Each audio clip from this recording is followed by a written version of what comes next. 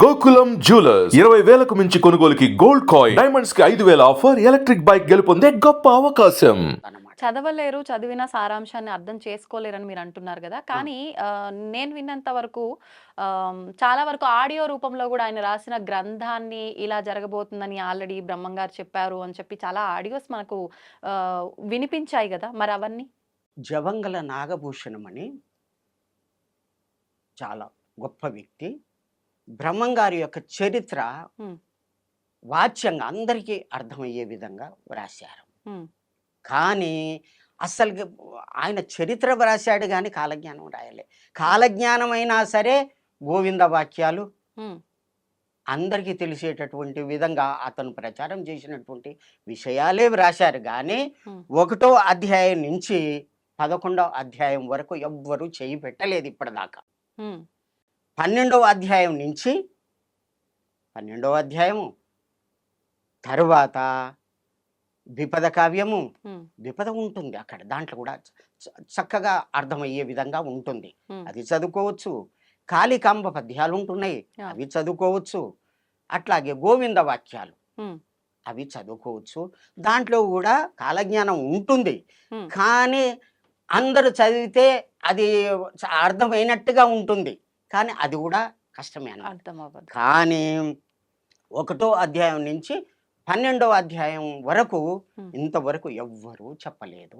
అది మా గురువైనటువంటి మాణికేశ్వరి మాత వారే వీరధర్మజులు, వారు చెప్పినటువంటి విధంగా దాని మీద సాధన చేసి దాన్ని వాచ్యంగా అందరికీ 30 సంవత్సరాలు కూడా బోధించడం జరుగుతుంది. అటు కర్ణాటక, ఇటు తెలంగాణ, ఆంధ్ర ప్రాంతాల్లో కూడా, విదేశాల నుంచి కూడా కోట్ల మంది ఉన్నారు అమ్మగారి యొక్క శిష్యులు, భక్తులు. వాళ్ళందరికీ చెప్పడం జరిగింది. అమ్మ చెప్పమని చెప్పేవారు. ఇప్పుడు ఆవిడ దగ్గర, మాతాజీ దగ్గర అంతమంది శిష్యులు ఉన్నారు కదా, అంటే అందరిలో మీరొకరు. మిగతా వారందరికీ కూడా ఈ పుస్తకం చదివే విధంగా ఆవిడ వివరించింది ఏమీ లేదా? ఉన్నది. దీంట్లో ఇట్లా జరగబోతుందని 78లోనే 1975లో అమ్మగారు యానగొందిలో ఉండి మాయమైపోయారు. ఆకాశ మార్గంలో వెళ్ళిపోయి హిమాలయాలకు వెళ్ళిపోతామని వెళ్ళిపోయి, ఇదంతా కూడా జన అరణ్యం, ఇది తపస్సుకు విఘ్నం అవుతుంది, వెళ్ళిపోతా అని చెప్పి భక్తులకు చెప్పి మాయమై వెళ్ళిపోయారు. వెళ్ళిపోయి ఎక్కడ ఉన్నారు? హిమాలయాలకు పోకుండా శ్రీశైలం పోవడం జరిగింది. శ్రీశైలం పోవడం జరిగింది. అక్కడ 3 సంవత్సరాలు నలపింగల నాతో ఇష్టం చేసాను గనక అని దాంట్లో క్లియర్ రాసిన. ఆ సంవత్సరాలని అక్కడికి పోయిండు. అమ్మగారు అక్కడికి పోవడం జరిగింది. ఆకాశ మార్గంలో పోవడం జరిగింది. మామూలు వాళ్ళు చేసే పనులు కావవి.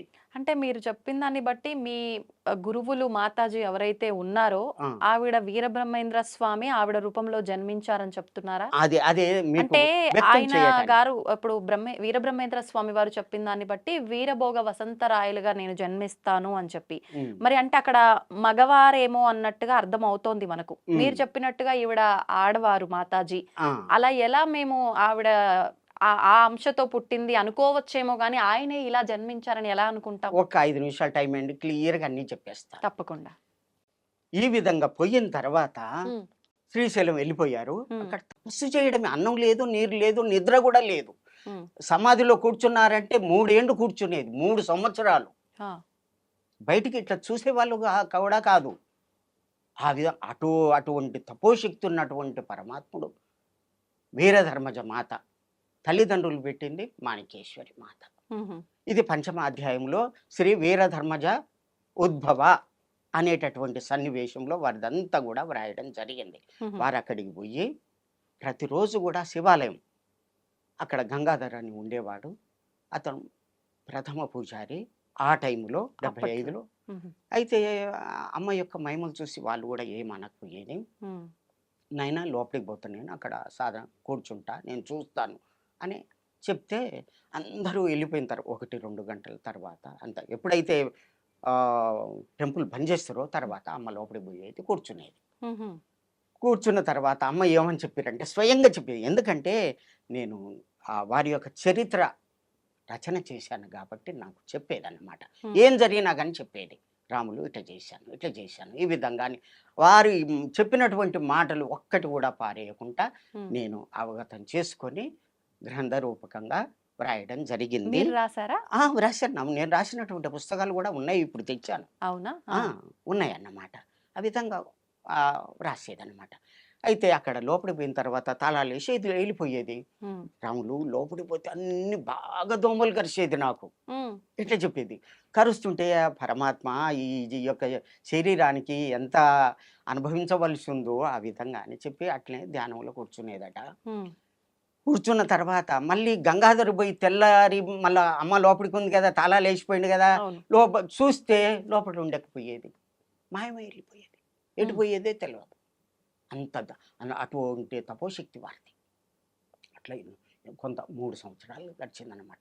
అయితే ఒకనాడు ఏం చేసిరంటే అమ్మగారు, బ్రహ్మరాంబ మాత గుడి ఉన్నది కదా, ఈశాన్య మూలలో చిన్న రంధ్రం ఉందట, చీమలు పోయేటటువంటి రంధ్రం చిన్నది. దాంట్లోకి వెళ్ళి సూక్ష్మ రూపకంగా పోయేదట. పోతే లోపట కాల్వ ఉన్నదట, అది నీటి కాల్వ. అక్కడ పోతా ఉంటే దేవత పోలీసులు ఉన్నారట. మనం ఎక్కడ ఈ మాటలు వినలేదు మనం, ఇది విచిత్రం. తర్వాత నాగేంద్రుడు ఉన్నాడట, మీరు రావద్దు అని అన్నారట దేవభాషలో. అంటే ఎందుకు అంటే అక్కడ కొలనున్నది, భూమి లోపల కొలనున్నది, ఒక చెరువు ఉన్నది, దాంట్లో శివుడు తపస్సు చేస్తున్నాడు, మీరు పోవద్దు అంటే వారితోటి నేను మాట్లాడాలి అని. అంటే అప్పుడు వాళ్ళు పోయి శివుణ్ణి అడిగి వచ్చి పర్మిషన్ ఇస్తే శివుని దగ్గరికి పోతే 45 నిమిషాలు మాట్లాడడం జరిగింది. అమ్మ చెప్పినటువంటి మాట ఏమని, ఇక్కడ ఉండొద్దు వెళ్ళిపోతా హిమాలయాలకు అని పోయినటువంటి అమ్మ అక్కడికి పోయిన తర్వాత, అమ్మ అందరి లోపల ఆత్మ ఉన్నది కదా, ఆ ఆత్మనే పరమాత్ముడు కదా, ఆ ఆత్మలో మీ లోపల కూడా ఉంది కదా, వాళ్ళు అజ్ఞానంతో ఈ విధంగా చేస్తున్నారు. భక్త ఉద్ధరణ చెయ్యి, ఎంతకని ఎక్కడ కానీ వెళ్ళిపోతావు, ఎక్కడ పోయినా కానీ అదే కదా, ఎక్కడికి పోయినా కానీ ఇదే ప్రకృతి కదా, అంటే ఎక్కడికి పోతావు, వాళ్ళ ఉద్ధరణ చెయ్యి, కాపాడు వాళ్ళని, భక్తిని బోధించు. తల్లి లెక్కన తల్లి ఏ విధంగా గోరుముద్దలు తినిపించి ప్రేమతోటి ఆ ధర్మాన్ని న్యాయాన్ని చెప్తారు, అట్లా భక్తులకు బోధించు అని శివుడు చెప్పిన తర్వాత అమ్మగారు ఆడి నుంచి వెళ్ళి 7/7/1978లో కరీంనగర్ రావడం జరిగింది. వచ్చిన తర్వాత 1 నెలలోనే పెద్ద ఆశ్రమం కట్టారు, అన్ని ఏర్పాట్లు. అక్కడ ఉండగా నాకు అమ్మ గురించి తెలిసి దర్శనానికి వెళ్ళాను. నేను వెళ్ళాను. మీకు ఎలా తెలిసింది తన గురించి? 75 నుంచి వారి గురించి నేను తెలుసుకున్నాను కానీ చూడలేదు. నల్గొండలో మాది, అక్కడ నేను ఓరియంటల్ కాలేజ్ చదువుతున్నాను.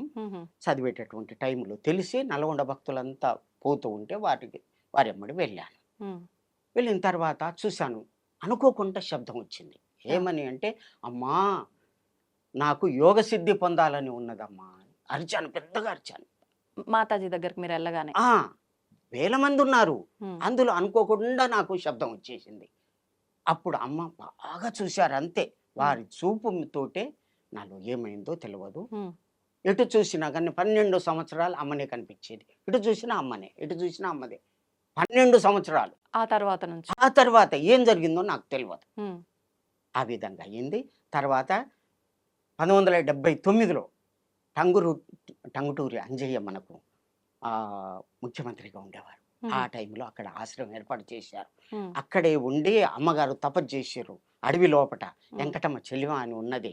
ఆ శ్రీశైలానికి ఒక 2 కిలోమీటర్ల దూరంలో అడవిలో ఉంటుంది. అక్కడ అమ్మకు పులులు కావలి ఉండేది. చెట్టు మీద కూర్చొని తపస్సు చేసేది. చెంచు వాళ్ళంతా కూడా ఆడంగా పోయేవాళ్ళు, దండం పెట్టుకొని పోయేవాళ్ళు. అక్కడ సారబట్టీలు అవి పెట్టే అటువంటి వాళ్ళు అన్నమాట. అమ్మ పోగానే అవన్నీ కూడా బంద్ చేసారు, అమ్మకే దండం పెట్టేవాళ్ళు. చెంచు వాళ్ళు కూడా పచ్చి మాంసం తినేటటువంటి చెంచు వాళ్ళు కూడా అమ్మను చూడగానే మారిపోయి వాళ్ళు సాత్వికంగా మారిపోయారు. పులుల యొక్క ఒక పులి పిల్లలు చేసింది ఆడ, చుట్టూ తిరిగి ఆడుకునేది. అటువంటి అడవిలో అమ్మగారు చెట్టు మీద కూర్చొని తపస్సు చేశారు. ఆ విధంగా 3 సంవత్సరాలు తపస్సు చేసి కరీంనగర్కి వచ్చి అక్కడి నుంచి వెళ్ళి మళ్ళీ శ్రీశైలం పోయి ఎంతోమంది భక్తులకు ఒక అమ్మ క్యాన్సర్ రోగం వచ్చింది. వస్తే అమ్మ ఎక్కడ ఏ హాస్పిటల్ పోయినా కానీ నువ్వు బతుకో, ఇంకా 10 రోజులే బతుకుతావు, ఆ చావేదో నేను అమ్మ దగ్గరనే చస్తా అని వస్తే అక్కడికి పోయిన తర్వాత ఏదో అమ్మ ఇస్తే ఆడ అయ్యన్ దగ్గర పెడితే ఒక రోజు రాత్రి ఒక యోగిగా పొయ్యి ఒక పాము తీసుకొని మీద వేసిందట ఆ, అమ్మ. ఏంగానే భయపడ్డది. ఉమ్, అది పలిగిపోయింది. ఉమ్, ఈ చెంపకు గడ్డ అయింది, పలిగిపోయింది. ఆ చీము రక్తం అంతా పురుగులు అవన్నీ పోయి 25 సంవత్సరాలు బ్రతికింది. అట్లా వేల మందికి బాగా చేసింది అమ్మ. తన చూపుతోటే తమ యొక్క విభూతినిచ్చి ఉమ్, వేల మందికి ఇది చేసి నేను చేస్తాను, మీకు బాగు చేస్తాను, కానీ ఒక్కటి నియమం. ఏంటది? ఏంటిదే మాంసం తినవద్దు. మాంసాహారం మాంసహ అత్తి మాంసం. మాంసము అనే పదానికి అర్థం ఏంది? ఉమ్. మాం నన్ను, సహ అది, అత్తి అంటే తింటుంది. నన్ను అది తింటుందని ఆ పదం యొక్క అర్థము తెలిసి కూడా నీవు ఆ పని చేస్తున్నావంటే ఎంత పాపము నీకు అవును. తెలుసుకో. ఆ విధంగా చెప్పి అమ్మ పాలు తీసుకురా, ఉమ్, తోడయ్యి, మాంసం తీసుకురా, దాన్ని అట్లాగే మూతబెట్టు, పాలు తోడుకొని అమృతం అవుతుంది. ఇది ఓ తెల్లారే కౌసు వాసన వస్తుంది. ఈ కౌసు తిన్నవారే నీచు అంటారు దీన్ని. ఉమ్, నీచు తిన్నవాడే నీచుడు, ఈ అమృతం తాగిన వాడే దేవత. ఉమ్, కాబట్టి ఇది తాగుతావా అది తాగుతా, అది వద్దమ్మా. ఉమ్. ఇట్లా చిన్న చిన్న మాటలతోటి అమ్మ చెప్పేవారు. ఇది అమృతము, అది విషయం. విషం. విషం కాబట్టి ఇట్లా చిన్న చిన్న మాటలతోటి నేర్పి వాళ్ళని సాత్వికుల్ని చేసి ఆ తల్లి కోట్ల మందిని తయారు చేశారు. ఉమ్, మళ్ళా ధ్యానం కూర్చుంటే మనసు నిలవదు కదా.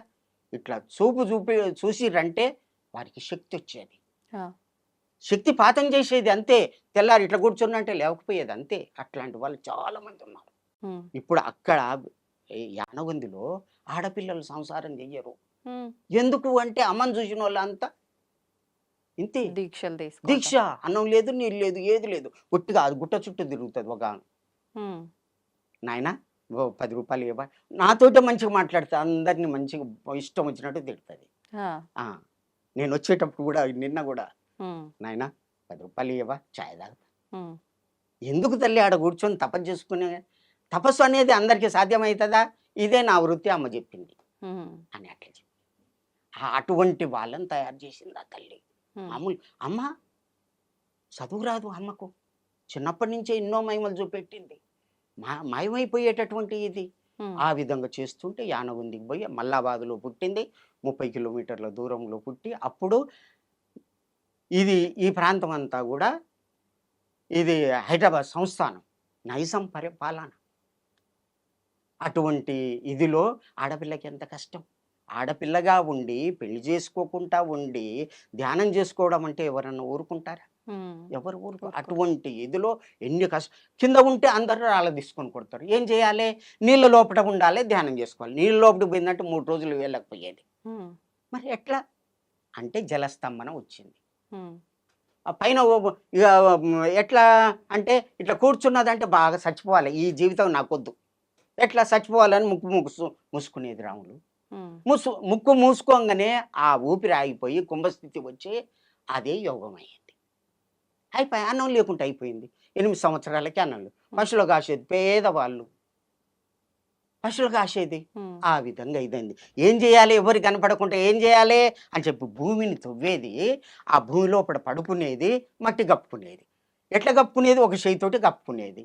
కప్పుకున్న తర్వాత ఈ చేయి కనపడుతుంది కదా, ఈ ఎట్లా చేయాలబ్బా అని చెప్పి మళ్ళీ ఇట్లా చిన్నగా కప్పుకుంటా మళ్ళీ లోపలి గుంజుకునేది. అట్లా కొన్నాళ్ళు భూమి లోపల ఉండేది. అట్లా గుట్టలు తిరుగుతూ, పులులున్న దగ్గర తిరుగుతూ సాధన చేసుకొని యానగుందికి వచ్చి భక్తులను ఉద్ధరణ చేసి ఇదంతా చెప్పి అమ్మ ఆ స్థితికి వచ్చింది.